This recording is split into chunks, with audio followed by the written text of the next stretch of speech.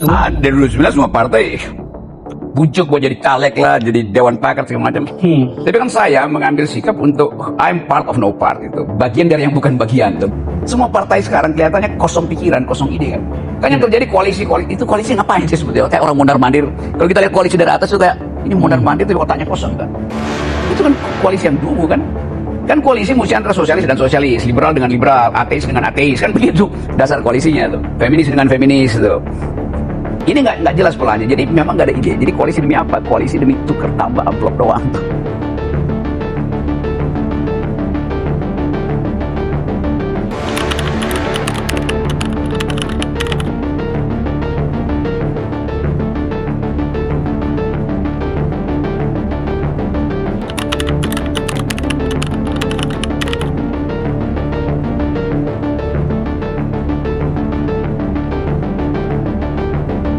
Halo yang namanya, kembali lagi bersama gua di Speak Up. Kali ini Mas ini membawakan memandu ya yang untuk Speak Up di edisi kali ini bersama salah satu tokoh lah. Banyak sekali yang bisa kita ambil, tapi ini bisa dibilang politisi, ada yang bilang filsuf dan lain-lain lah. Selamat datang Bung Rocky Gerung. Oke, selamat menyambut. Gimana Bung? Kabar sekarang sehat-sehat? Lebih dari sehat. Lebih Kalau dari sehat sehat, itu ya? sekedar kondisi tubuh. Tapi kalau enak itu artinya kondisi mental juga. Jadi gue bukan sehat, enak. Enak. Kabarnya enak. Kalau bahagia juga Bung? Enggak, kalau bahagia enggak. Kita bahagia kalau sesuatu yang kita bayangkan itu mendekati pencapaian. Kalau sekarang yang kita bayangkan itu mendekati keruntuhan. Lu ngomong republik kan? Enggak tuh. Gue sebenarnya pengen yang hal-hal agak personal lah gitu ya. Oke. Tapi kita Ya personal nggak mungkin lu tahu gue bahagia apa nggak bahagia. tapi ya kayaknya memang kalau ngobrol sama Bung Rocky tidak bisa dilepaskan dari politik dan filsafat lah gitu ya. Kalau aku boleh tanya nih Bung, Yeah. kalau Bung Rocky itu sekritis ini ya, sangat banyak orang mengakui lah di Republik kita ini bahwa Bung Rocky itu orang yang kritis. Di masa kecil Bung dibesarkan seperti apa sih Bung di lingkungan yang akademisi atau kan yang aku baca-baca dari referensi yang ada Bung Rocky adiknya pun akademisi gitu-gitu. Iya, adik saya profesor, guru besar tuh, dan ya keluarga saya cukup akademisi itu. Ayah saya ngajar matematika, ibu saya ngajar apa namanya sekarang ilmu gizi itu. Jadi ada tradisi itu, tradisi membaca buku ya dari kecil saya baca buku. Tradisi membaca ya? Ya tradisi membaca artinya tradisi kuriositas. Membaca dengan curiosity artinya membaca dengan cara menggeleng. Kan kalau kita curious artinya kita ini apa sih? Gua nggak percaya nih, maka cari terus kan. Jadi membaca itu disebut membaca kalau kita bertanya. Bertanya itu artinya menganggap sesuatu itu belum tiba pada konklusi atau belum nyampe pada batas pengetahuan yang bisa kita percaya. Maka kita bertanya terus, dengan akibat kita membaca terus kan. Berarti Tapi membaca itu tidak ya. hanya afirmatif, apa yang kita baca kita amini aja, nggak begitu ya Bung ya? Oh itu namanya baca komik tuh. Iya, betul sih. Tapi memang membaca kan pasti ada upgrade pengetahuan yang kita. Ya membaca gali itu dari kan situ akumulasi. Kalau lu misalnya baca satu buku dalam 2 jam, lalu buku kedua baca juga dalam 2 jam, terus menerus, itu artinya nggak membaca. Semakin kita membaca banyak buku, semakin cepat kita menyelesaikan buku itu. Mungkin buku kelima ya tinggal seperempat jam itu atau tinggal 10 menit karena di depannya kan kita udah tahu oh ini jenis buku semacam ini kira-kira ujungnya begitu, berarti buku berikutnya nggak perlu lagi kita baca teliti kan, di speed reading aja kan, dilihat aja. Iya. Kayak orang belajar matematik misalnya, kalau kita tahu 2-3 rumus ya penyelesaian berikutnya tinggal mengandalkan reasoning kita kan, nggak perlu lagi kita hadirkan rumus yang ketiga. 2 rumus itu cukup untuk menyelesaikan 3-4 soal. Ya awalnya agak sulit tapi makin lama kan makin gampang itu. Sama kayak lu pacaran lu kagok dulu waktu kencan pertama, tapi kencan ketiga keempat kan ya biasa aja tuh. Itu kira-kira baca buku juga kayak pacaran aja. Oke. Kalau yang banyak diasosiasikan orang ke Bung Rocky ini kan filsuf gitu, Bung. Kalau Bung Rocky ada kan kalau dalam filsafat itu ada banyak pertanyaan. Ada pertanyaan filsafat yang sudah menurut Bung Rocky sudah terjawab nggak? Semua pertanyaan filosofi itu selalu open ended, artinya terbuka untuk dipertanyakan ulang. Tapi saya sebetulnya belajar pertama justru fakultas teknik. Elektro filsafat itu belakangan. Gue belajar pertama fakultas teknik, terus belajar hukum, belajar politik internasional, belajar ekonomi, belajar apa lagi ya? ya mungkin sering saya terangin, gue belajar di 5 fakultas itu. Tetapi kemudian filsafat itu kayak mengunci artinya seluruh yang kita pernah pelajari akhirnya tumbuh sebagai pertanyaan filosofis tuh. Kalau kita bilang ada kepastian, nggak ada. Dalam matematik ada kepastian, di dalam fisika ada kepastian, enggak. Fisika itu sama seperti ilmu sosial, paradigmanya berubah-ubah tuh, apalagi fisika teoritis kan. Ilmu sosial apalagi dia selalu fluxing, dia selalu ada dalam keadaan oscillating, ya tet. Kalau kita udah berhenti bertanya, oscillatingnya itu udah tet, artinya udah mati tuh, nggak ada lagi pertanyaan. Karena pengetahuan selalu ada dalam kondisi bertanya. Oke. Jadi kalau boleh beralih ke yang lain nih, dari kalau kehidupan dari hobi ya, aku mungkin beralih ke hobi. Aku tahu mungkin Bung Rocky hobi naik gunung tuh, Bung. Kalau Bung Rocky aktivitas untuk naik gunung di tahun ini udah kemana di sampai di pertengahan tahun atau tahun kemarin dah yang paling excited? Itu pertanyaan yang kadang-kadang gue malas jawab karena kenapa tuh, Bung? iya, setiap hari gue naik gunung, seminggu dua kali saya hiking gitu. Tapi kalau naik gunung yang rutin itu saya ke Himalaya, itu setahun biasanya 2 kali ke Himalaya atau naik beberapa gunung di Eropa itu. Tapi karena COVID kan nggak bisa kan. Tapi tetap naik gunung di Indonesia kan naik gunung aja. Indonesia aja. Terakhir kemana ya? Ke Galunggung apa? Udah lupa pula gue. Tapi tetap rutin tuh. Paling nggak saya mesti naik gunung karena itu yang disebut kebahagiaan. Yang naik gunung udah jadi semacam bukan sekedar menu tetap, tapi addicted itu, nyandu. Kalau lu nggak naik gunung kayak lu kehilangan bagian dari intelektualitas seseorang. Naik gunung itu bukan sekedar kegiatan fisik, tapi kegiatan etis sekaligus kegiatan intelektual. Oke. Kalau Bang Rocky nih, Ya. kalau bisa dibilang lah ya sangat ahli dalam berdebat gitu. Pernah nggak Bang Rocky ketika ini aku konteks bicara di TV live ya, Iya. di ALC atau di TV-TV lain gitu, ada nggak menemukan nggak lawan debat yang menurut Bang Rocky oke gitu atau setara nih dengan saya gitu? Kan Ada tokoh gitu? Ya, enggak. Ya, saya nggak berdebat sebetulnya, saya menonton logika seseorang.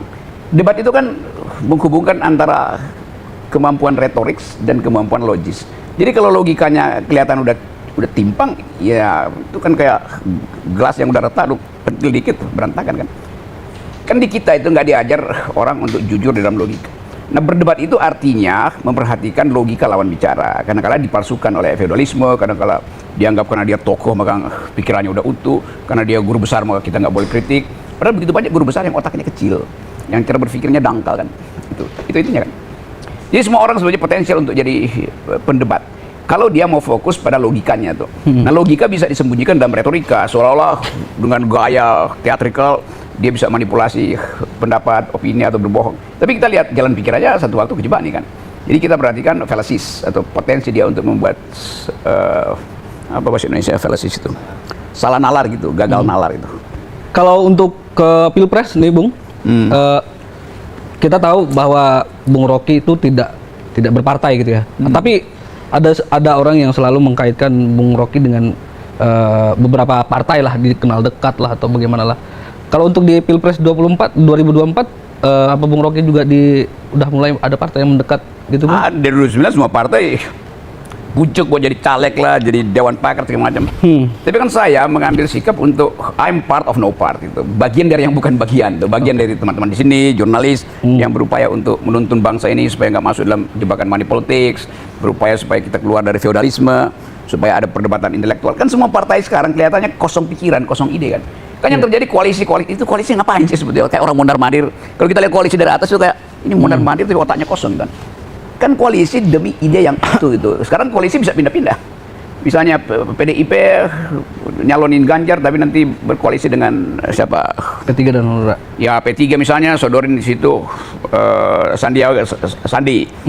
Ya bagaimana, di mana akalnya tuh? PDIP itu sosialis, ajaran Bung Karno. Sandiaga seorang kapitalis, bagaimana nyambungnya kan? Kan itu kan koalisi yang dungu kan? Kan koalisi mesti antara sosialis dan sosialis, liberal dengan liberal, ateis dengan ateis, kan begitu dasar koalisinya tuh. Feminis dengan feminis tuh. Ini nggak jelas polanya. Jadi memang nggak ada ide. Jadi koalisi demi apa? Koalisi demi tuker tambah amplop doang tuh, bukan tuker tambah ide. Artinya memang udah banyak dari partai di Indonesia yang memang nggak ada landasan ideologis yang tidak. Iya, karena nggak ada landasan ideologi, maka gue bukan bagian dari kedunguan itu. Oke. Itu gue balik tanya tuh, kenapa harus dianggap bahwa ini partai-partai ini harus dituntun oleh ideologi. Karena memang semua partai yang disebut visi dan misi misalnya, visi misinya apa? Pancasila. Ya kalau udah sama Pancasila juga gabung aja semua kan. Tapi mesti diterangkan. Kalau lu misalnya visinya Pancasila, sila kelima kemanusiaan yang adil dan beradab, sila kedua, sila kelima keadilan sosial bagi seluruh Indonesia. Sekarang kita tanya, who's justice? Siapa yang berhak untuk merumuskan keadilan? Keadilan buat siapa itu? Cara kita melihat keadilan versinya libertarian atau marxis, versinya feminis point of view soal justice atau maskulinitas, kan itu nggak pernah diperdebatkan kan. Jadi seolah-olah begitu bilang Pancasila udah selesai. Lo di dalam teori keadilan itu versinya macam-macam. Keadilan mau dicapai dengan pola distribusi, artinya pajak mesti dilakukan secara progresif, atau keadilan berdasarkan jumlah pajak yang diberikan pada negara, maka dia berhak untuk dapat jumlah anggota parlemen misalnya. Kan nggak pernah dibahas kan. Jadi tetap tidak ada bukan persaingan, tidak ada duel ideologi yang basisnya adalah orientasi program. Jadi kalau dibilang ya semua partai memang nggak ada ideologinya partainya. Kalau partai punya ideologi nggak mungkin ada koalisi yang semacam ini, dan kekacauan itu justru yang diperparah oleh sifat presiden juga yang ya pokoknya anything goes, apa aja yang penting legasi dia masih bisa diselamatkan. Kalau ditanya dua partai berkoalisi buat apa? Buat menjaga supaya IKN itu jalan terus, buat menjaga supaya kereta cepat nggak macet. Lo bukan itu yang namanya koalisi partai. Itu kan akal-akalan cewek-cewek presiden aja kan. Yang kemudian menyulap kita, jadikan itu sebagai seolah-olah isu, padahal itu bukan isu. Di dalam politik isunya harus ideologis. Apakah arah IKN itu mengarah pada keadilan sosial atau mengarah pada perusahaan ekologi? Nah itu pertanyaan filosofisnya di situ atau pertanyaan ideologisnya di situ. Tapi menurut Bung penting pindah dari Jakarta ke IKN. Apa dasarnya pindahnya? Kan nggak ada dasar apa-apa kan. Kan dari awal Jokowi nggak pernah menjanjikan di dalam kampanye buat pindah ibu kota. Tiba-tiba di tengah jalan dia mimpi pindah ibu kota. Apa karena dia habis baca Shinchan kan, atau habis dapat dengar suara burung perkutut atau cicak di ini kan, kita nggak pernah jelas kan. Yeah. Jadi dasarnya aja nggak kenapa pindah tuh. Karena Bung Karno bilang pindah. Lo Bung Karno tuh sebutkan itu sebagai retorik, dan itu poinnya dulu lain, ada perang dingin. Ini pindah demi apa kan? Dan kalaupun pindah kan udah batal kan, nggak ada lagi investor yang masuk di situ kan. Kan terakhir Jokowi kemarin coba, dia minta supaya penduduk Singapura beli rumah di IKN itu. Lah penduduk Singapura bilang mana rumahnya? Jadi Jokowi udah jadi agen properti sebetulnya kan. Jadi dia jualan rumah, dia bukan jualan ibu kota kan. Kan ibu kota itu dimaksudkan sebagai pusat pemerintahan. Sekarang Jokowi bilang Singapura beli rumah di situ. Loh itu artinya pusat pemerintahan berubah menjadi pemukiman dong. Itu kayak kita suka lihat hubungi Linda nomor WA-nya sekian tuh. Kan itu fakta konyolnya. Yeah. Yoi. Ini Bang, satu lagi kalau kita ke belakang ya, kadang kan orang yang saya lihat ya, kayak kita kan ada pasti ada haters segala macam lah ya. Kalau serangan yang paling sering ke Bung Rocky itu pasti mempertanyakan Bung Rocky 98 di mana? Di mana Bung? 98 itu saya ada di parkiran Atmajaya, diubur-ubur oleh Brimob, di Brondong di situ bersama mahasiswa saya. 98 saya bawa mahasiswa saya masuk keluar Atmajaya. Penembakan pertama di Trisakti, mobil saya cat putih itu saya kasih palang merah, maka saya masuk di Trisakti itu. Jadi saya ada di jalan pada 98 tuh. Dan saya bawa mahasiswa saya untuk demo. Waktu itu saya dosen Universitas Indonesia. Menurut Beberapa simpatisan partai atau siapa itu dibilang menyinggung lah atau kata-kata kasar. Tapi sudah banyak laporan orang-orang yang merasa tersinggung dengan Bung Rocky, tapi Bung Rocky nggak pernah dipenjara gitu misalkan. Kalau netizen bilang sih ada backingnya. Apa ada backing Bung? Kan nggak pernah ditemukan delik kan. Semua yang saya ucapkan, itu kalau backing nggak ada kasus. Ditanya aja ke Mabes atau ke Polda, itu mungkin ada 30 laporan, masih ada 30 laporan numpuk di situ. Tapi kan nggak ada delik. Kan saya selalu mengkritik policy itu. Saya selalu menyebut, misalnya kalau aku bilang Presiden Jokowi dungu, saya nggak bilang Jokowi yang dungu, Presiden Jokowi. Artinya kedudukan dia sebagai kepala negara tidak menghasilkan program yang konsisten. Inkonsistensi itu dalam logika disebut fallacies itu. Fallacy itu kalau diterima dalam bahasa Indonesia panjang itu. Fallacies artinya ketidakmampuan untuk menghubungkan antara tesis dengan kesimpulan sehingga data di dalamnya itu berantakan. Kan panjang, apalagi lu tweet. Ya dungu namanya itu, kalau diperpendek namanya dungu itu. Jadi bukan ke personal. Nggak ada personalnya di situ. Ngapain? Kalau itu personal, saya mesti hina bagian integral dari dia, yaitu batin dia. Kan saya nggak hina batin kan. Kan presiden itu bukan orang, presiden itu kan fungsi jabatan. Jokowi ya manusia. Jadi sering saya sebut, ya Pak Jokowi itu bagus sebagai kepala keluarga, itu wilayah privat, buruk sebagai kepala negara, itu wilayah publik. Nah, wilayah publik ini mesti terbuka, nggak boleh ada presiden yang tersinggung kalau dia dikritik di wilayah publik. Presiden, anggota DPR, siapa saja itu gubernur, dulu waktu dia mau nyalek buat jadi pemimpin, dia jadi pengemis kita kan dia minta suara lu kan, kasih dong suara gue lu. Jadi dia itu peminta-minta, pengemis sebetulnya. Begitu dia punya jabatan dikasih pin negara itu, lo kok dia ada di atas gue, kan ngehe namanya kan. Kurang ajar betul, lu tadinya pengemis di bawah gue, tiba-tiba gue mesti minta izin untuk bertemu lu dengan prosedur yang panjang. Itu artinya dia tidak tahu diri. Dan demokrasi selalu mengembalikan prinsip bahwa pejabat publik itu adalah petugasnya rakyat. Dia wakil kita untuk menghasilkan kebijakan pro kita tuh. Jadi kita berhak tegur dia karena dia tadinya minta suara saya. Saya tidak serahkan kedaulatan saya pada dia, yang saya serahkan kepentingan politik saya, bukan kedaulatan. Nah, seringkali mereka klaim kedaulatan, kan kalian serahkan kedaulatan. Di mana saya serahin kedaulatan? Kedaulatan itu menetap pada diri warga negara. Yang berubah adalah kepentingan politik. Kedaulatan tidak kita serahkan selama 5 tahun, nggak mungkin kita kasih kedaulatan. Kedaulatan itu justru yang mengendalikan politik elite. Jadi kalau kedaulatan hilang, ya nggak ada lagi prinsip demokrasi. Kalau untuk golput, Bung Rocky pernah golput? Kenapa? Golput. Ya bertahun-tahun gua golput lah. Sampai 2019 kemarin. 2019 juga saya golput tuh. Karena malas aja ke TPS. Ya ada orang yang malas, ada orang yang merasa frustrasi. Kalau sekarang kecenderungan orang itu bukan golput seperti swing voters. Mereka yang belum punya arah karena nggak lihat calon-calon itu punya arah kan. Ya. Dan mungkin itu 27 atau 30% dari potential voters kita itu adalah swing voters itu. Kan kalau aku bertanya misalnya pada millennials atau pemilih anak muda itu, mau milih siapa? Mereka jawabnya bukan mau milih siapa, ide mereka apa, ide capres ini apa. Terutama dalam 2 soal, environmental ethics atau ecological point of view. Yang kedua, global security problem kan. Kan dunia ini sekarang hanya diasuh oleh 2 isu. Isu pertama adalah isu ekologi, isu environmental ethics. Di dalamnya ada isu feminism, gender equality itu. Itu satu paket lah, itu green economy. Satu paket untuk memulihkan pengertian kita bahwa kebijakan publik itu harus menghasilkan keadilan bahkan pada semut, bahkan pada burung, bahkan pada pohon. Hak pohon untuk tetap hijau, hak semut untuk bersarang di pohon, hak merpati untuk berkicau di pagi hari. Kan itu hilang semua kalau deforestasi kan. Jadi isu itu ditunggu oleh milenial. Yang kedua adalah isu keamanan. Milenial merasa kalau terjadi ketegangan di Indo-Pasifik atau potensi perang dunia ketiga misalnya, Presiden Indonesia mau mengucapkan apa? Kan itu intinya kan. Jadi kecemasan itu sangat eksistensial sehingga bagi anak muda ya udah tunggu aja swing voters. Nggak milih itu, nggak milih ini, dia nunggu aja siapa yang bisa raise isu-isu strategis itu. Tapi kalau term pemerintah ke masyarakat kan golput itu sesuatu yang haram gitu. Kalau menurut Bung Rocky gimana itu pandangannya? Iya, pandangan dia yang haram tuh. Pandangan pemerintah yang menyatakan golput haram itu haram. Golput itu adalah koreksi terhadap ketiadaan pilihan, kan itu kan. Masa lu suruh gua makan tadi apa namanya martabak yang udah basi itu, pilih martabak basi atau apalagi satu pisang goreng yang udah penuh semut. Kan bukan itu pilihannya kan. Ya dua-duanya gua nggak pilih, maka gua jadi golput. Kan yang disodorkan begitu oleh pemerintah.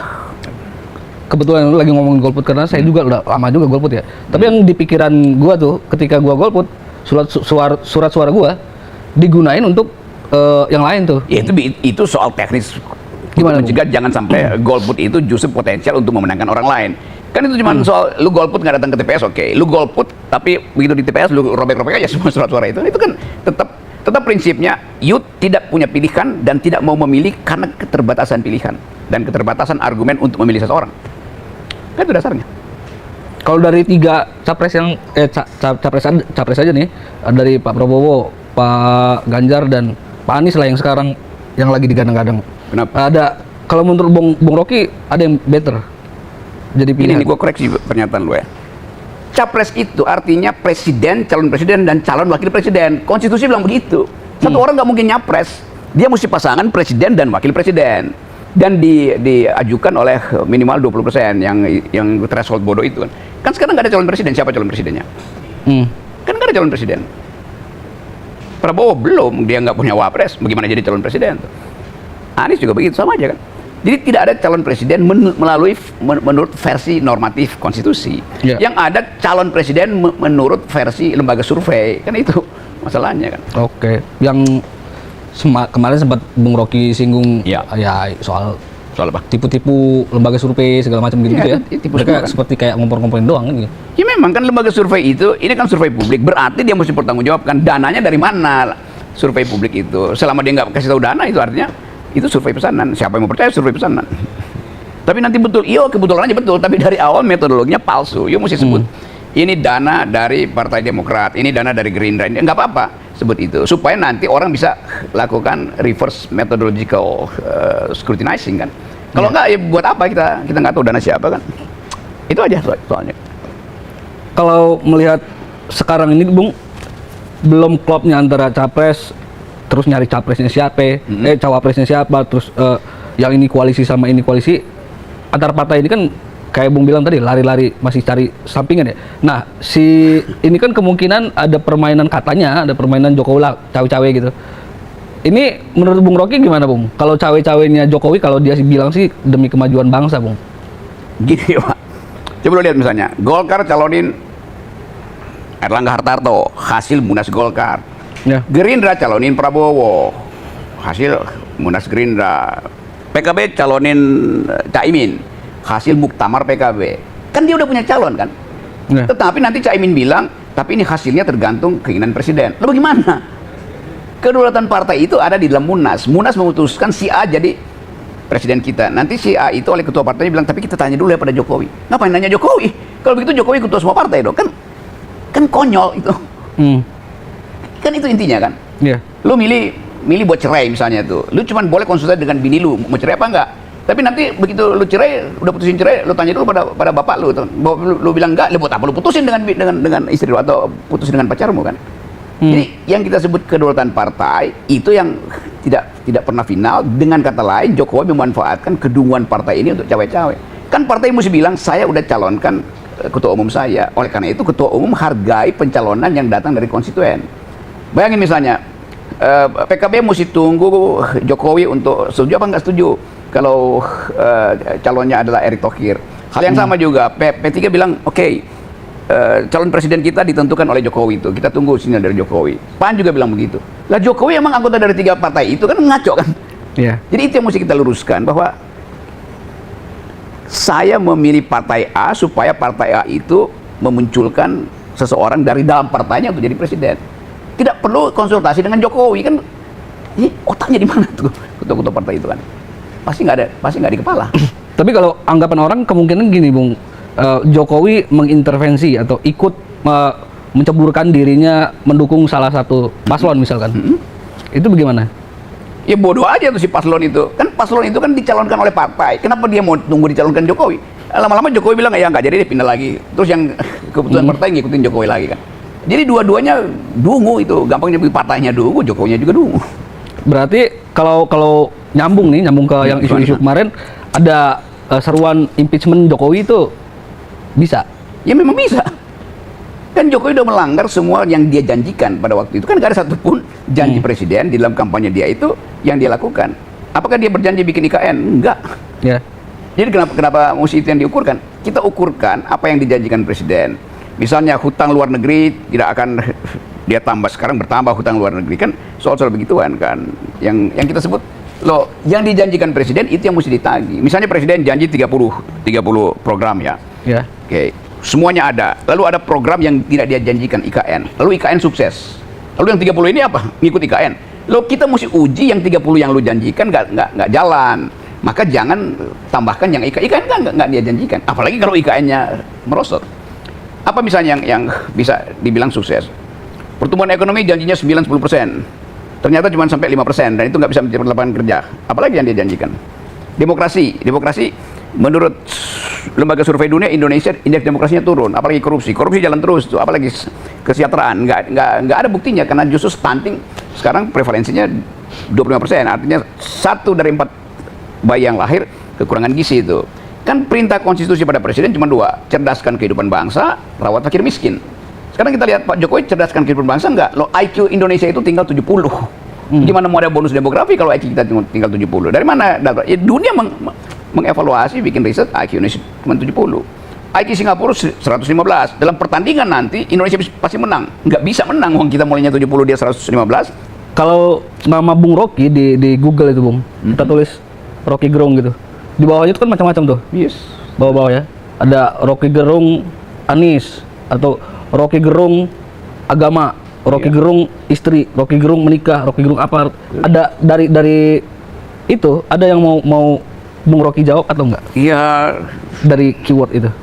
ya gue lebih paham dari Google lah. Kan misalnya lo tanya sosial media siapa?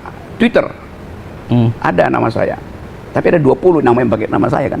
Ya. Itu kan palsu kan. Twitter saya itu dulu followernya kira-kira 2,5 juta tuh.